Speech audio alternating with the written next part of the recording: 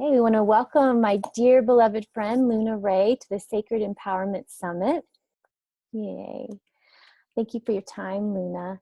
So Mhm. Luna Ray is a teacher of yoga, a workshop and retreat leader, a kirtan musician and recording artist, and an activist for conscious and empowered community collaboration.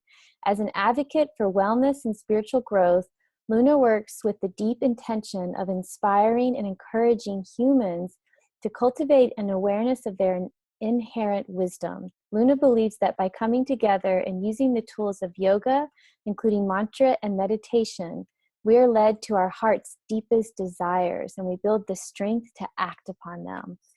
I just love that, and it so defines who you are. Oh, thank you. Yeah, you're such a beautiful mother, friend, yoga teacher, wise woman. And that's why I chose you to speak about ritual. So can you tell me what ritual means to you? Well, I was thinking about it this morning, ritual, and it means everything to me, ritual. And over the years, I would say for about the last 20 years, I've consciously been inspired by practicing different rituals. But the way that I practice changes as my life changes, as I've become a mother, the way I practice ritual changes. But I think for me, where I'm at right now, ritual is really about making what's ordinary extraordinary, like bring something significant to the moment, to the practice of doing something consistently over and over again. And by bringing an awareness, a consciousness to these actions, it supports me to connect to something bigger than myself, Mm-hmm. which then makes whatever moment that I'm in ritual a significant, extraordinary moment. And it opens me up. It keeps me connected. It reminds me that I'm connected to something bigger. Does that make sense? Yeah, it totally makes sense. So how does it empower your life? How it empowers my life. Um, Well, the way that it empowers my life now is I have a series of rituals that I practice every day.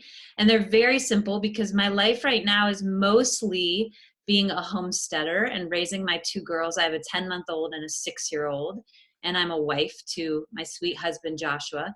So I have a few rituals throughout the day. My goal in life is to make every moment a ritual, um, to become aware that everything I'm doing is sacred and everything I'm doing has the potential to connect me with something bigger than myself. So I can just stay alive and aware and awake in every moment. Now, I'm not quite there yet, but I have a few things that I do every day that help me to stay connected to source, to the divine, to something bigger. And they are the reset buttons for the day. They are what enliven me and inspire me every day.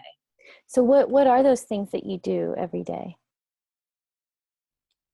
So those I do every day. Now, we talked a little bit earlier, and one of the questions was some of the simple rituals that we practice. That maybe, if you're listening, you could think about putting into your life in your own unique way. But one of the rituals right now that I use is my time in the shower.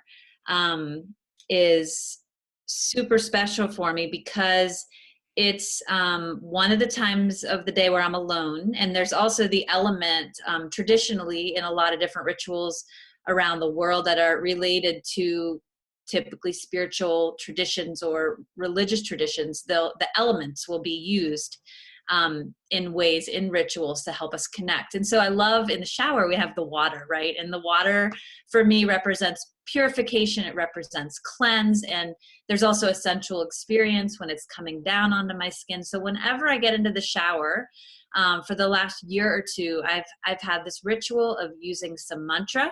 And right now I'm using a Ganesh mantra, Om Gam Ganapataye, this new beginnings mantra. And so I use some mantra, I feel the water, I feel my feet under me, I give thanks, and then I just start calling upon the angels and the ancestors and all of my divine beings, and I call them in, and then I make prayers in the shower, and I make offerings, and I do this every day without fail. It's become a habit. It's become a practice, and it always, without doubt, reminds me that everything is as it should be. So that's one. Do you want another one? Sure. Yeah. Mine are very simple because of my life right now. But also when I get into the car, we have a little Ganesh statue that sits in the windshield. And right when I get into the car, I take a moment. I'm in my garage. I breathe. I pause. The back of the body represents the spirit side of the body, right? So often we're in the front to front interactions with our kids, with our people. It's all about the personality. Well, it's the time where I'm sitting in my car. My kids are behind me. So they're in the spirit side of my body. And I take a moment and I, again, use my mantra a few times, and I just give thanks and I ask for protection for wherever we're going. And I give thanks for our health and our goodness and our blessings. And it's very simple. It takes about 1 minute, but I've gotten used to doing that and I love it. It makes going into the car and driving in the car something special somehow. Oh, that's so awesome. Good advice for moms on the go. And I know that your spiritual practice probably before you had children was a little more in depth on the yoga mat, and different than what it is now that everything is so full with 2 children. I love that idea that you can just stop and have it in the shower instead of it having to be like, oh, I'm rising at 4 a.m. and doing all these yoga postures and meditating and praying and chanting. And, you can't do that when you have, I guess you can, but it's a little more challenging if you're sleep deprived and have a full life. So I like that practical, down to earth, simple thing that people could adopt. One last question would be, so you've devoted so much of your life to bhakti yoga and your music, and can you talk about how that has empowered your life and brought grace into your life, and then share how people can find out more about your offerings and your music? I know eventually you're going to come back out into the world. Yes. Yes, I will. And the devotional practices of bhakti, I think, have given me the foundation to be able to instill these more simple rituals into my life now that I'm raising these girls and in a more domesticated life. And just the devotion that I feel that the practices of bhakti have given me the cornerstone to know that devotion in my life is key to remembering the truth and remembering who I am truly.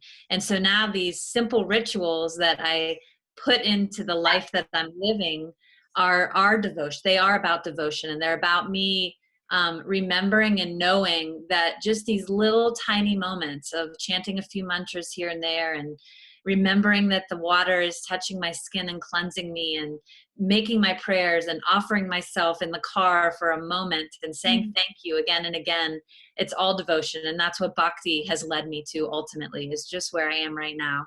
And I slowly will make my way back out into the world. Of course, I chant mantras all the time because I've chanted so many mantras in my life. So there's constantly one part of my brain that's got mantra running through it. So that's one of the great gifts of bhakti yoga that I've been given. And my website is LunaRay, RAY music.com. And there's some samples of some beautiful music on there. And it's really the tapestry of my life, that music. And it's what's guided me to where I am. So I'm really grateful, Crystal, that you're doing this work. And I'm truly honored to be here with you today. And I was telling Crystal earlier, it's so nice to just take a break and talk about ritual for 15 minutes. Like for me, this is a ritual, and I feel connected and alive just through this simple conversation. So I really appreciate all the work you're doing and the beautiful, soul that you are. So thank you very much for having me. Yeah, thank you, Luna. I'll have a great day, and we'll connect again soon. All right. Sounds good. Namaste. Namaste.